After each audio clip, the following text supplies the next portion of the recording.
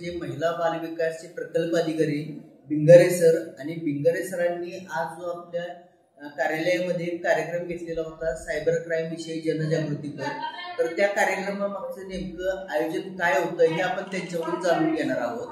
नमस्कार सर, तुमचं आमच्या स्टुडिओमध्ये खूप खूप स्वागत आहे. सर, खरं तर महिला व बालविकास विभाग जिल्हा परिषद सातारा यांच्यामार्फत आज एकात्मिक बालविकास सेवा योजना प्रकल्प सातारा या ठिकाणी दूरसंचार विभागामार्फत आपल्याकडं सायबर क्राईमच्या संदर्भामध्ये जनजागृतीपर कार्यक्रम आयोजित केलेला होता. आणि मला सांगायला विशेष आनंद होतोय की सायबर क्राईममध्ये जे फ्रॉड होत आहे, सध्या मोबाईलद्वारे जे फ्रॉड होत आहे त्याच्याविषयी जनजागृती करण्यासाठी आमच्या अंगणवाडीचाही मदतनीस यांचं आपण आज प्रशिक्षण ठेवलेलं होतं, मार्गदर्शनपर शिबिर ठेवलेलं होतं. आणि या शिबिरासाठी आपल्याकडं दूरसंचार विभागाचे बँगलोर विभागातून ब्रिजेश कुमार सर आलेले होते, त्याच पद्धतीनं मुरलीधर सर आलेले होते. आणि यांच्या माध्यमातून गेल्या 15 दिवसापासून त्यांचं हे नियोजन होतं. 2014 साली आपल्या सातारा जिल्ह्यामध्ये असंच एक मार्गदर्शनपर शिबिर यांच्यामार्फत झालेलं होतं. आणि त्याच्यानंतर जवळजवळ 11 वर्षानंतर 2025मध्ये आता हे शिबिर आपल्याकडे होते, मार्गदर्शनपर शिबिर होते. हे खरंच कौतुकाची बाब आहे. आज त्यांनी जवळजवळ 2 तास आपल्याला अंगणवाडीचाही मदतनीस यांना सायबर क्राईम कशा पद्धतीनं होतो आणि त्याचे हेल्पलाईन नंबर काय आहे, जसं की 1930 हा हेल्पलाईन नंबर आहे त्यांचा. आणि त्यांनी सांगितलं की तुम्हाला कुठल्याही गोष्टीमध्ये काही अडचण आली तर 24 तासाच्या आतमध्ये आपण त्यांना हेल्पलाईन नंबरद्वारे संपर्क करू शकतो, त्यांची मदत घेऊ शकतो. या पद्धतीचं नियोजन आज आम्ही सर्व आपल्या अंगणवाडीचाही मदतनीस यांच्यासाठी ठेवलेलं होतं. माध्यमातून आपल्याला काय वाटतं की महिलांना याचा कितपत फायदा होऊ शकतो? तर नक्कीच फायदा होणार आहे. अंगणवाडीमध्ये आता पोषण ट्रॅकर ॲपद्वारे मोबाईलवरती सगळी कामं आलेली आहेत. पोषण ट्रॅकर ॲपद्वारे लाभार्थ्यांची माहिती असेल, इतर ज्या काही सुविधा आहेत ते सगळं ऑनलाईन काम आपल्या अंगणवाडी स्तरावर आलेलं आहे. आणि असं करत असताना लाभार्थ्यांची माहिती किंवा इतर माहितीद्वारे जर एखादा फ्रॉड कॉल आला त्यामध्ये लाभार्थी किंवा आमच्या अंगणवाडी ताई कुठं बळी जाऊ नये यासाठी जनजागृती करण्यासाठी आम्ही आजचं नियोजन केलेलं होतं. आता आपल्याकडे नुकतंच बघा प्रधानमंत्री मातृत्व वंदन योजना आलेली आहे. पहिले ही आरोग्य विभागाकडे योजना होती आणि सध्या आता आपल्याकडे ही योजना आलेली आहे. मग या योजनेच्या माध्यमातून अनेक लाभार्थ्यांपर्यंत आपण पोहोचणार आहे, त्या लाभार्थ्यांना लाभ देणार आहे. मग अनेक वेळा आमच्याकडे अशा 2-3 तक्रारी आलेल्या होत्या अंगणवाडीच्या माध्यमातून की सर आम्हाला असे काही फ्रॉड कॉल येतात, मग ते बेनिफिशरीची माहिती विचारतात, लाभार्थ्यांची माहिती विचारतात आपल्या अंगणवाडीची. मग ह्या लाभार्थ्यांना कशा पद्धतीनं आपल्याला उत्तरं द्यावी लागणार आहे.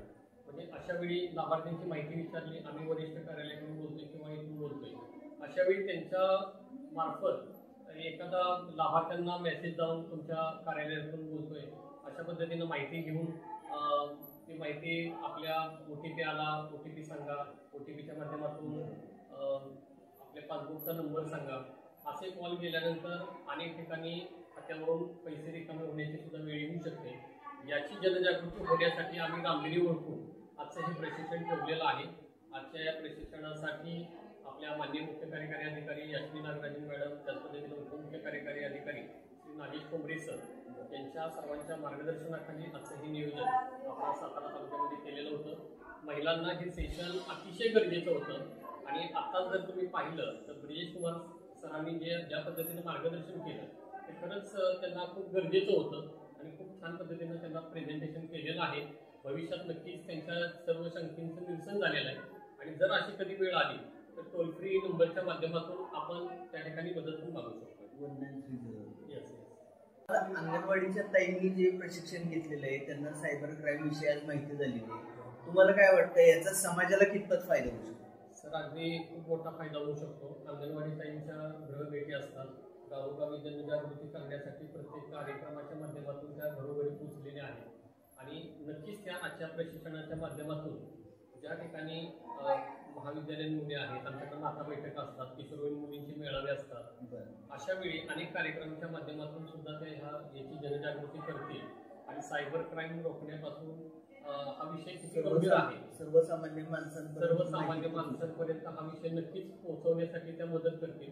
कारण गावाचा अर्थ म्हणला तर आपल्या अंगणवाडी ताई आहे आणि नक्कीच त्यांच्या माध्यमातून आपण गाव पातळीवरती शेवटच्या घटकापर्यंत पोहोचू शकतोय. आणि त्या नक्कीच आपल्या गाव पातळीवरती याचा फायदा समाजातील सर्व लोकांपर्यंत पोहोचतो. निश्चित सर, तुम्ही जो काय हा परिश्रम घेतलेले आहेत अंगणवाडी सेविकांना या सायबर क्राईम विषयी संपूर्ण माहिती देऊन ती तळागाळातल्या समाजापर्यंत पोहोचवण्यासाठी जो काही तुम्ही हा नाविन्यपूर्ण उपक्रम हाती घेतलाय त्यासाठी तुमचे खूप खूप धन्यवाद सर आणि तुमच्या भावी वाटचालीसाठी तुम्हाला खूप खूप शुभेच्छा. धन्यवाद सर. फक्त मी एवढंच जाता सांगतो, आमच्या अंगणवाडीचा मदतनीस गाव पातळीवरती खूप छान पद्धतीनं प्रत्येक योजना आलेले काम करत असतात आणि त्यांना मार्गदर्शन करणाऱ्या पर्यवेक्षिका टीम असेल, कार्यालयीन कर्मचाऱ्यांची टीम आहे, हे नेहमीच सहकार्याच्या भावनेतून हे सर्व काही सहकार्य करत असते.